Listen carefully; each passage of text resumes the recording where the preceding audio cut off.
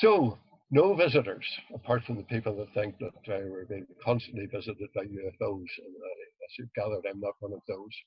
I'm not surprised that there have been no visits, and I don't think there'll be any for a very long time, if at all.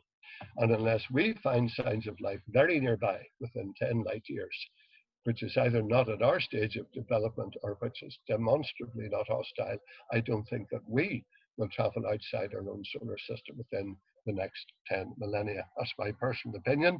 Everybody's welcome to their own. But going back to ET and Willie phone, the radio or any other electromagnetic communication is different. We looked at that before, but now it's time to look at it again in a bit more detail. It costs very little. It travels at the speed of light, 300,000 kilometers per second. There's very little risk, or perhaps some, not go into it at the moment. It's within even our own current technology. And one nation can do it on its own. So there's no need for international United Nations type funding. But should they? So again, we said that it would be risk-free, and we looked at this earlier, but just to go over it again because it's important. If there are other civilizations out there with less than favorable intentions, they could just wipe us out for the fun of it, the way some people will swat a fly just for the fun of it, or to prevent us developing into a rival to them in the future. They could transmit an interstellar supervirus, which would destroy all our communications.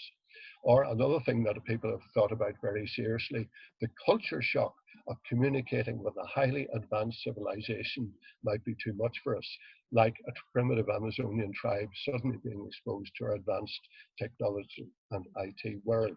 And you may have seen, for example, cases of helicopters flying over parts of the Amazon in areas where there are tribes that really have not been much in contact with the rest of the world, and they're firing arrows up at the helicopter to try and bring it down. That gives you some idea of the difference in the level of technology that we could be up against. Or they might insidiously dominate us intellectually, sort of mental enslavement, or we might end up worshipping them as gods. So there are all sorts of angles to think about. So what happens if the phone does ring, the interstellar phone shouldn't answer it? And a minority of scientists around the world say no for the reasons outlined above because of the risks.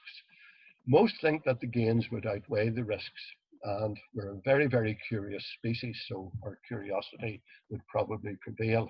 And there's even a United Nations protocol for what to do if ET, in other words, any other intelligent civilization, does attempt to contact us. And I was a bit pessimistic a moment ago. I think now I'm a bit more optimistic. I think that will happen eventually, and it may be within my lifetime. I assure you, I plan to be very long-lived, probably within the next few hundred years anyway. So if we do have contact, what then? We talked a bit about this a moment, but again, looking at it in more detail, future shock, a system of classification of civilizations based on how effectively they harness energy, was first developed by Kardashev, not the Kardashians. A type 1 civilization can harness all the available energy resources on its planet. A type 2 civilization would be so advanced that it could harness energy directly from the star in its solar system. And a type 3 civilization would be so advanced that it would be able to harness the power of other stars in its galaxy, not just its own star. And based on that classification, the Earth is not yet even a type 1 civilization. In the view of the late great Carl Sagan, we were somewhere about 0.7 to reaching type 1 civilization. So we could be up against something that's a lot more advanced than we are. Films such as Arrival have been considering, I think is the word I want, about talking with aliens. The film makes it look pretty complicated, but it's quite likely simpler than the reality of what communicating with extraterrestrial life forms should be. To use an understated example, the 26 letters of the English alphabet are used by many languages which use the same letters but with different sounds, or the same words with different meanings. So if you put a message in a bottle and someone picked it up at the other end of the world without knowing the English language or the alphabet, or even that such a language existed, the bottle carrying the message would probably be of more interest than the message itself. So it's just not that easy. And again, looking at this future shock angle, it's likely to cause what they call the ultimate paradigm shift. It could radically change our worldview. It would have major effects on all the monotheistic religions. No longer could they say that we are God's supreme creation and that he sacrificed his only son for us and so on. What would their religious beliefs be, if any? Did they have a Garden of Eden or a talking snake, i.e. a representation of a devil or a force of evil? Did they have an incarnation? Was it a virgin birth? Something like that. Did they have a crucifixion and a resurrection? Did God have to sacrifice his son Jesus for each of them? What about heaven and hell? Where are they? Does there have a devil there too? Are there angels? Do they believe in a trinity or a binity or unity? So it could be so totally different from what we have here on Earth that it really would radically affect our view of ourselves and our place in the universe. And if there's even just one other advanced civilization, it proves we're not unique, and there are probably many others, even if only in other galaxies. The implications really are shattering. We think of ourselves as the supreme creation on this Earth, and at the moment we are. But if we were to be in contact with some other much more advanced civilization with a totally different worldview, it would radically affect our view of ourselves. So if they are able to communicate with us, they are probably much, much more advanced than we are. How would we feel to be so inferior to them? And what if they knew the answers to all our scientific questions? All our science and scientists would be redundant. What if they totally defeated all illnesses and could live almost forever? How would we feel as we still suffer and many die early, as we're finding out at the moment? And all sorts of other psychological effects. Again, even better than eternal life would be eternal youth. How would we feel knowing that we grow old and decrepit and die? What if they treat us as interesting specimens to be studied, as we do with animals in our zoos? And what if they have turned into cyborgs or semi-robotic or something like that, and they tell us that that's how we're going to end up? And I'm sure you can make up your own questions along similar lines. Now, that's looking at what might happen. Let's try and be realistic and see how many there might actually be out there, how many extraterrestrial civilizations. So very briefly, countless billions of stars, a high proportion of which seem to have planets. The chemicals and the elements that we see in those distant stars and galaxies are exactly the same as we have here. And the same laws of chemistry and physics seem to operate in the rest of the universes here. So it's reasonable to assume that the same applies to biology. If you get down to the quantum level, basically that is how biology works. And again, quantum physics seems to operate throughout the universe. So if life evolved here, it's almost certain that it evolved in many billions of other planets throughout the universe. But the conditions for primitive life to evolve to an advanced form are very stringent and maybe very rare. But if even only 1 in 10,000 cases does so, that gives us still millions of other advanced life forms. So what might they look like? Now, this is where you can take your pick from any of the science fiction films or TV series, hopefully not Alien. As I mentioned, I looked at Rogue One the other night there, and the variety of different life forms that they dreamed up there was absolutely amazing.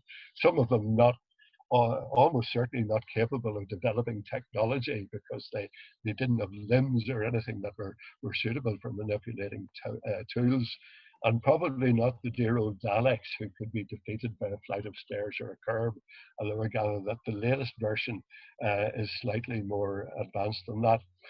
Sorry, Sinead, I should have warned you about the horror picture coming up there. So, are the aliens real? In my view, yes, there is other intelligent life elsewhere in the universe. But a renowned astronomer, Seth Shostak, head of SETI, the SETI Institute for Search for Extraterrestrial Intelligence, sums it up basically. We're going to invent thinking machines. The aliens have probably already done that, so the real aliens probably look like machines. Or they may not have a physical presence at all, existing only in cyberspace like the cloud, or a sort of GWW, not WWW. The GWW is the Galactic Wide Web, and it may well be there already. Now, I don't know how much more to go into this. Some serious scientists say that the universe as a whole is in fact an alien living being. The universe is in fact the brain of a hyper-advanced alien race. Well, you can say that. I don't think it's possible to prove it one way or the other. But Sharp, director of astrobiology, has said that an alien species could become so advanced that it would be indistinguishable from physics itself. And others have said that the universe is just a gigantic simulation, like a cosmic computer game in which we are unwitting pawns. Well, if we are, let's enjoy it while we can. The other option is that other civilizations can be taken over by their own artificial intelligence. AI is now progressing leaps and bounds. If you combine that with advanced robots, you basically get the stage where they take over and they either manipulate us or control us or extinguish us. And I don't know if you know what AI in terms of machine learning can do, but they now can beat humans at all of the most advanced games that we devise, like Go and Shogi and chess, not because we have taught them to play it better, but because they have learned themselves to play better. They play against themselves and they learn. And within one day, a supercomputer learned to play Go better than the world champion by teaching itself with its own learning protocol. And another one there, which I hadn't heard of, Stockfish, AlphaZero, in 4 hours just of learning by playing against itself, AlphaZero managed to beat the leading chess program Stockfish. So I'm not going to read all the rest of that there, you can see it yourself. So artificial intelligence could well make not only humans, but aliens, other alien life forms like us, obsolete or redundant. I'm going to end on a more optimistic note. I hope that the aliens are much more likely to be something like these. And if she comes out of a spaceship and says, "Take me to your leader," my reply, of course, would be, "I am the leader." Dream on, says you. So thanks very much. Now, Excellent, Terry. stop Fantastic. share. That was brilliant. Thank you. Brilliant. Well done. I'm terrified. All right. Can you take back the screen, or do I have to do stop share? You can do stop share now, and I'll. Right. Okay. I'll hand back to you.